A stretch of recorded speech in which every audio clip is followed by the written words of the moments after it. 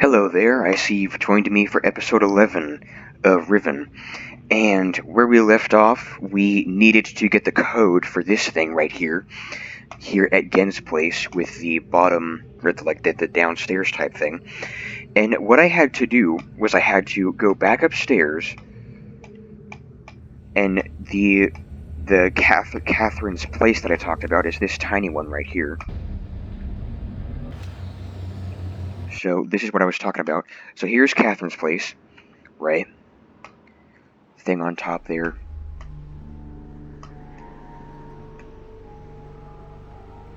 Right, pretty interesting soundtrack. And you go up to this thing. This is what I was talking about. And how left from right, 1, 2, 3, 1, 2, 3, right? 1, 2, 3. I studied that, and then I went back to Gen's place, got the noises, and figured out what it was. So I'm pretty sure it's 2, 2, 1, 2, 3. Or no, it's 2, 1, 2, 2, 3. Yeah, because that sounds familiar. Yep, there it is.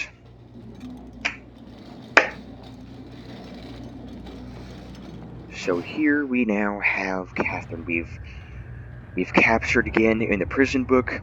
We are now at Catherine's place, and we will now find Catherine up here. And that was Atris's assignment to us, was just capture Gin and find Catherine. And that's what all of this is for.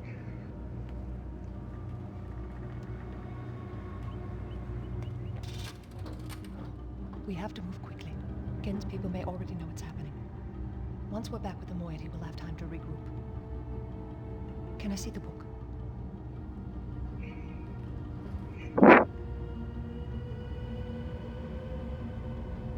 You did it. We're all free. I captured Gin. You captured Gen. Yep.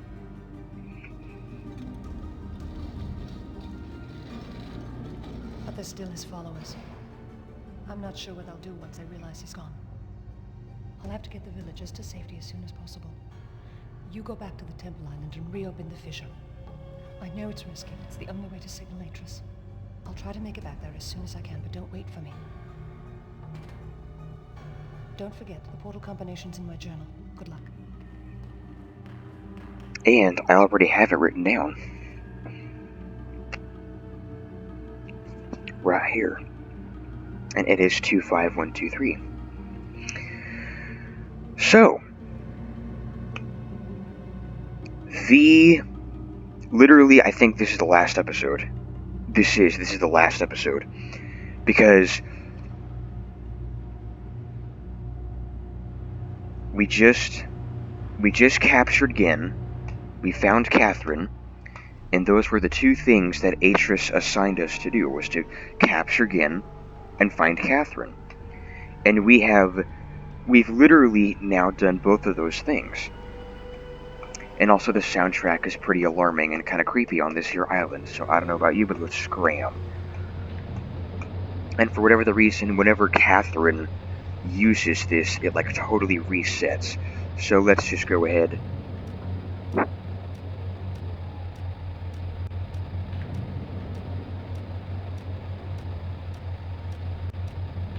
How is it taking this long?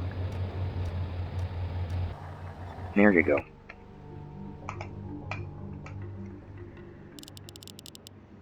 $22, $20, $16, $15, and $8.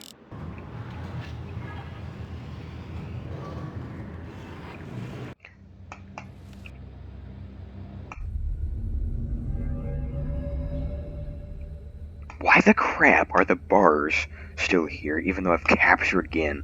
Okay, so now we just have to go back to our main island, the first island, this one right here, that has the Starfisher, which is the snow cone shaped device that I talked about.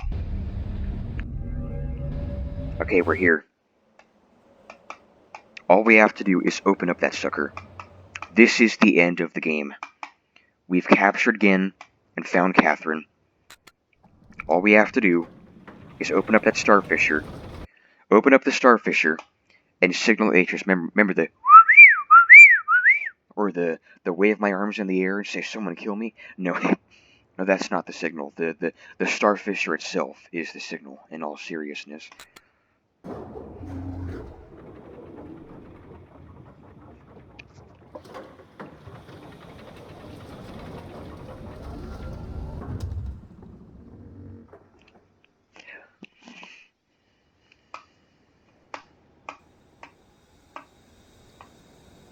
Oh yeah, and let's also do just one final bit of reading. June 20th. I think I have the solution. Why it did not occur to me sooner, I do not know unless the idea of it had been pushed out with the thought of my sons. A prison book. Many years ago, during a hunting expedition through the ruins of Dunny, I chanced upon a formula for a most unusual type of book. Unfortunately, due to the fact that my father was then in the habit of confiscating my discoveries, I was forced to leave it behind. Years later, however, as a part of my efforts to protect the vulnerable worlds linked to the books in my library, I was pleased to find that I could still recall most of the formula, and, with little experimentation, quickly succeeded in creating one of these devices myself. The procedure is actually quite simple. By altering key lines of text but slightly, a normal linking book's connection can be partially severed such that anyone who attempts to use the book will be permanently trapped in the dark void of the link. That is, unless someone else then uses the book, at which point that person would become trapped, aka again, and the first person displaced back into the world. Which is why you don't reuse the prison book after trapping him, because you put Gen back in the world. The technique can be applied to books that have already been written, changes to the original text being so slight that anyone who is unfamiliar with the code will be unable to detect them. If indeed my father has not changed, what better bait could there be than a book that appeared to be a link back here to Dunny? July 2nd. Trouble. My nightly analysis of the island's condition has revealed that the tremors have begun again. The pattern, however, is new. The disturbances are the result of the changes I have made. This did not at first concern me. However, tremors of this type were one of the possible side effects that I had anticipated during this initial phase of the island's readjustment. Still, in order to verify my assumptions, I decided to calculate again, incorporating the new data. The results were not what I expected. The damage to the understructure is more extensive than I realized. I can no longer go to Riven as planned. Catherine, forgive me. July 3rd. I must act while I still have the time. The signs are barely visible, but there's no question that the island's deterioration is accelerating. Total collapse is imminent unless I can keep ahead, and that is becoming increasingly difficult to do. July 5th.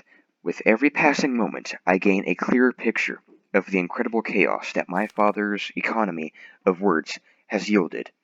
But it is a dismaying process. The complexity of the problem is overwhelming. There is no end to this. The last few days have all but convinced me that the collapse of Riven is inevitable, and that, at best, I can only strive to delay it now, and hope that at some point the island will become stable enough to risk a rescue attempt. July 7th. A rescue attempt, aka me. I think I've come up with a way to subdue the tremors. It will require my exclusive attention for at least a month or two, so it may be necessary to discontinue these journal entries for a while. July 13th. Whole 6 days later. Something truly miraculous has happened. Beyond all conceivable probability, my vocal cords are deteriorating just like the islands. Beyond all conceivable probability, someone has finally found my lost Myst linking book and has freed me from this prison. I immediately realized that this could be the solution to my dilemma, and I believe my mysterious benefactor is willing to assist me. I'm still not sure it can work. The logistics of such a scheme are formidable, but the mere fact that it may now be possible for me to continue my repairs to Riven, and yet proceed with my original intent to find Catherine, has given me renewed hope. July 16th. The last few days have left me little time to work out the remaining problems with sending someone else to Riven. It did occur to me, however, that if a way could be found to signal me once Gen had been captured, it would no longer be necessary to take a real linking book to Riven, and risk the possibility of inadvertently releasing Gen. The deteriorated state of the gateway image makes the use of a visual signal impossible, but the picture remains a reliable indicator of Riven's condition nonetheless. By measuring and interpreting variations in the noise patterns, I am still able to observe basic changes that occur in the age. Even though I cannot see them, the problem is that my instruments can only detect changes that occur on a fundamental level, and it seems unlikely that an individual could affect such an element change from within an age. The idea still may be foolish. Still, there is a known weakness that may be worth investigating, an anomaly that appears as a rift between two separate systems. The Starfisher, but how, or even if, this fact could be exploited, I cannot say. Sending someone to Riven also means that once I receive the signal that they are ready to return, I would have to leave my writing in order to take a real linking book there myself. However, provided my father was safely out of the way, this should take very little time. After that, assuming the islands does not incur much damage in my absence, it should then be a relatively simple matter to hold it together long enough for Catherine to return to Riven and evacuate the remaining islanders. Predetermining a signal without knowing the topography of the island may prove this to be impossible, but I'm afraid there can be only one answer to the question of whether or not I should send my friend to Riven. Send my friend to Riven with a way out, which is me. The potential for failure will be greatly diminished if the prison book is all that is taken there. I'm sure my father is expecting me to bring a linking book to Riven. May he not be disappointed. Ladies and gentlemen, Atris's book. Done. Let's go open that starfisher he just talked about over here. So here is the inside of the Gold's Dome. Take one final look, right? And why the crap is that thing no longer put out? That thing right there. We're gonna open it. Rush down there. And notice Mr. Dead Guy is not there. Remember this? Remember where we start? Nope. Where we started? Right here. And how, once again, still locked. So, here's the starfisher, the snow cone shaped device. We have to go down to the left, down here, and, well, somewhere, and open that thing. And the code for the code for the snow cone device this time around is 2. Instantly, okay. 2, 5, 1, 2, 3. Open. Just like so. Inside here is literally that is the starfisher, and we're gonna go in it.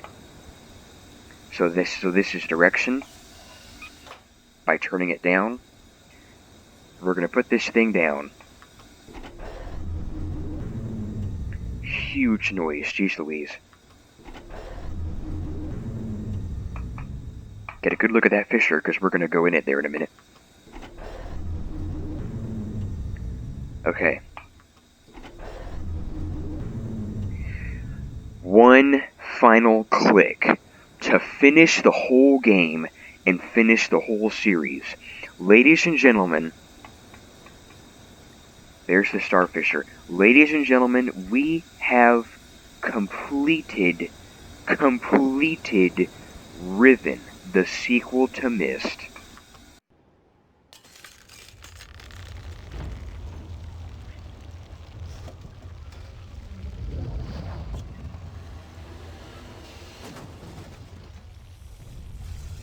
We are now signaling Atris. Remember that. Atris.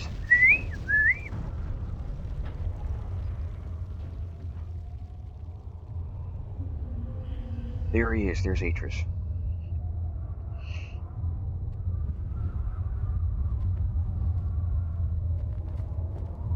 There isn't much time. Where's Catherine? Where's the book? Atris! I don't... There's Catherine.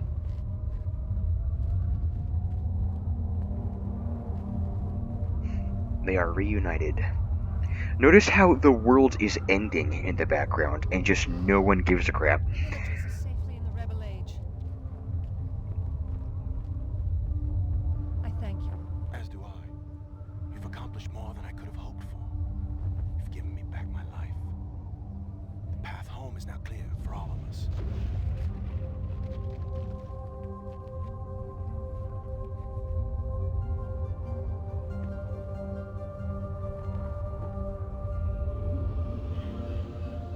That's what it looks like to have someone link. So Catherine's linked. Perhaps we'll meet again someday. You know where to find me. Perhaps we'll meet again someday. You know where to find me. Again. We just captured Gen. Remember Gen? Again. Goodbye, my friend. Goodbye to you too, my friend. It was nice helping you with this whole series. And he links, and the book falls down into the fissure. After that fissure, you son of a jerk. Who the heck is a son of a jerk? Okay, after the fissure, and we fall into it. Some outer space beneath the whole thing for some reason. There's the Starfisher. Now Atris talks a lot here.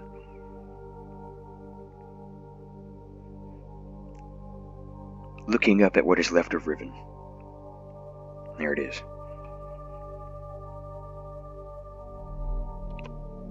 The whole thing we just did is right there. I understand. Endings and beginnings are within the fissure. That riven cleft of stars that acts as both a wall and a bridge. And though I am unable to understand how, the very flow of stars that brought my Myst book into worthy hands, I am sure served as a safe passage home for my friend. The age of Riven is closed forever, but the people of Riven are free. And now I am at rest, understanding that in books and ages and life, the ending can never truly be written. The ending can never truly be written. And then I think there's a ton of credits. Robin Miller, there it is. That guy's a legend. I think that guy played Atris. So yes, there are the credits. And here. So, if you liked this video and you liked this series and you want to see more videos like this in the future, please feel free to like and subscribe to show your support. And the ending can never truly be written. See you guys next time.